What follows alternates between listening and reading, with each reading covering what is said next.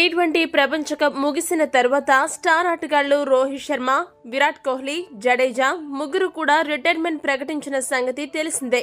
వీరు రిటైర్మెంట్ ప్రకటించడంతో ఒక్కసారిగా ఆ 3 స్థానాలు భర్తీ చేసే బాధ్యత కొత్త కోచ్ గౌతమ్ గంభీర్పై పడింది. ముఖ్యంగా రోహిత్ శర్మ తప్పుకోవడంతో జట్టు ఓపెనర్ స్థానంతో పాటు జట్టు సారథ్య బాధ్యతలు ఎవరికి ఇవ్వాలా అని బీసీసీఐ జట్టు యాజమాన్యం విపరీతంగా కసరత్తులు చేస్తుంది. ఈ నేపథ్యంలోనే అభిషేక్ శర్మ, జైస్వాల్ ఇద్దరిని ఓపెనర్స్ గా జింబాబ్వే సిరీస్ లో పరీక్షించింది. ఇద్దరు వారికి దక్కిన అవకాశాలను సద్వినియోగం చేసుకుని రోహిత్ కి సరైన వారసులు మేమే అన్నట్లు ప్రదర్శన కనబరిచారు. మరో ఓపెనర్ గిల్ కూడా తను కూడా ఏమీ తక్కువ కాదన్నట్టు బ్యాటింగ్ చేసి ఆకట్టుకున్నాడు. దీంతో బీసీసీఐకి ఓపెనర్ స్థానం కోసం వెతికే పని తప్పింది. అయితే జట్టు నాయకత్వ బాధ్యతలు ఎవరికి అప్పగించాలని రకరకాల ప్రయోగాలు ఎప్పటి నుండో చేసింది. ఇదే క్రమంలో హార్దిక్ పాండ్యా, కేఎల్ రాహుల్లను కెప్టెన్స్ గా పరీక్షించింది. అలానే పంత్, గిల్ ఇలా చాలా మందిని టెస్ట్ చేసింది. ఇప్పుడు శ్రీలంకతో జరగబోయే టీ20 సిరీస్ కి హార్దిక్ పాండ్యాని కెప్టెన్ గా ఎంపిక చేయనుంది.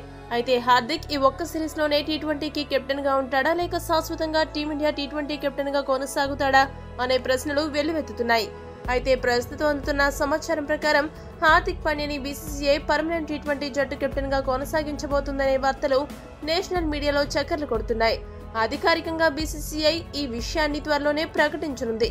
ఐపీఎల్లో గుజరాత్ జట్టుకి కెప్టెన్ గా వ్యవహరించిన పాండ్యా ఆ జట్టుని 2 సార్లు ఫైనల్ వరకు తీసుకువెళ్లాడు. ఒకసారి టైటిల్ కూడా సాధించింది. అయితే ముంబై కెప్టెన్ గా అతడికి గత సీజన్ లో కొన్ని అనుకోని సంఘటనలు ఎదురైనప్పటికీ ప్రపంచ కప్ లో ప్రదర్శనతో అదే ముంబై ప్రజల చేత జేజేలు కొట్టించుకున్నాడు. తాజాగా జరిగిన టీ20 ప్రపంచ కప్ 2024లో జట్టుకి వైస్ కెప్టెన్ గా కూడా బాధ్యతలు నిర్వర్తించాడు.